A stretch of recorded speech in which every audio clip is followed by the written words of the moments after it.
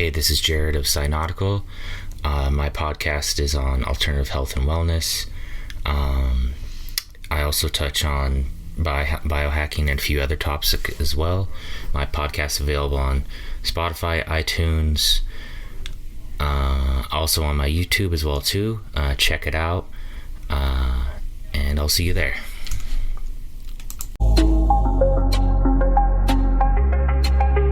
Welcome to episode 2 of season 2 of the Lifelong Health and Fitness Conversations podcast. Today will be a solo episode, and the topic is how to show up and work out even if you're not in the mood. Please note, with this episode, I am literally pacing back and forth, getting some movement before I do some desk work. If it sounds like I'm walking, it's because I am walking. The main thing is that I got this episode done, which goes with the theme of this episode. Now on to the podcast. Believe it or not, over the past 21 years that I've been training, I've never gone through a period where I failed to work out for any extended amount of time. I always stuck to my training schedule, although sometimes I might have some flexibility here and there. Like, for example, if I'm on a vacation or if I'm out of town for some reason or if I'm sick, various things. I didn't really like working out in the beginning, but after about a month of doing it 3 days a week, dedicatedly, it grew on me. But then again, as years went by and I wasn't like meeting my specific aesthetic goals, I got a little unmotivated, but I still got myself to show up because, number one, I informed myself on what exercise does to the body. I purchased a personal training course when I was roughly 19 years old. It was $600 some for the course. And I learned basics about human physiology, the effects of exercise, the necessity of exercise, the basics of nutrition. So one of the number one reasons I still show up and work out when I don't feel like working out is because I know what's happening to my body when I don't work out. And so I make myself think, well, even if I'm not going to hit my aesthetics goals, I'm not sick or anything, there's really no excuse. So fine, I'll work out, I'll do something. Something's always better than nothing. So that's the number one, understanding the human body and why it requires regular movement. The number 2 way I get myself to work out when I don't feel like working out is I choose something interesting to do. So I did bodybuilding from, but age 21 to age 34, something like that. I don't know when I started, but I know I stopped at age 34. And, it's pretty boring, right? Unless you're meeting your aesthetic goals. So eventually, at age 34, I said, hey man, my workouts aren't really that interesting. They're just very mechanical. My goal is just only to develop a certain look.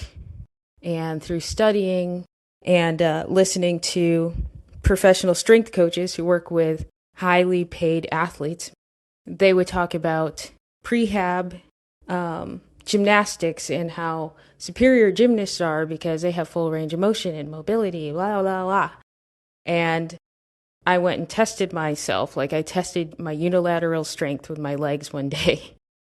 And I realized I couldn't do a lot of movements on one leg. So that was a new challenge. I'm like, oh my gosh, this whole time I thought I was an athlete. Apparently I'm not, according to these athletic coaches. So that changed my whole view on exercise to make it interesting. I had a whole series of skills I suddenly had to learn that I didn't even know I should have been practicing. So that's number 2. Number 2 way I get myself to work out. Number 3, which is similar to number 2, because number 2 is keep it interesting, but number 3 is make it fun. So when I don't feel like working out, which is a lot of the time, I always start my workout with something that is fun.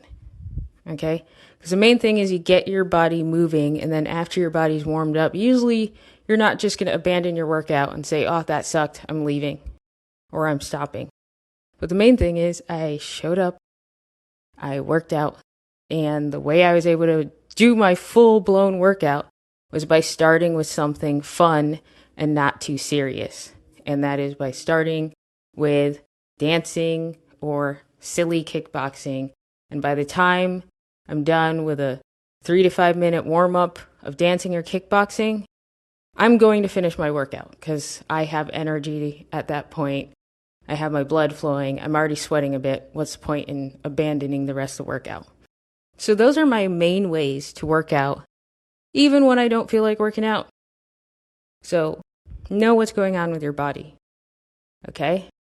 Number 2, make your workouts interesting. I always advise people against chasing aesthetics because we have our own genetic makeup that we didn't choose, as far as I know. Most of us are not happy with our genetics. And as much as you push through the gym, you might still be unhappy with how far your genetics will take you. And so maybe you should focus on the health portion and the ability portion to show up and work out and say, hey, I want to be able to do such and such movements. I want to teach my body new tricks.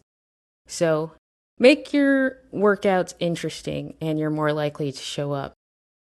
And number 3 is make your workouts fun. Don't be so serious. If you have to work out at the very least 3 days a week to be a healthy human on this earth, then make it fun. At least you get it done, right?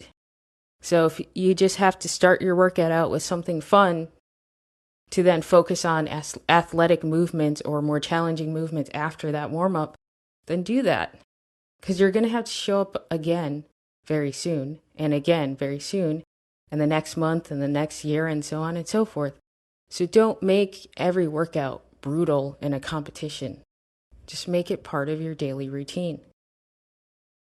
That's it for this episode. I hope it has been helpful for some listeners. Keep tuning in and listen in for some guest interviews in the near future.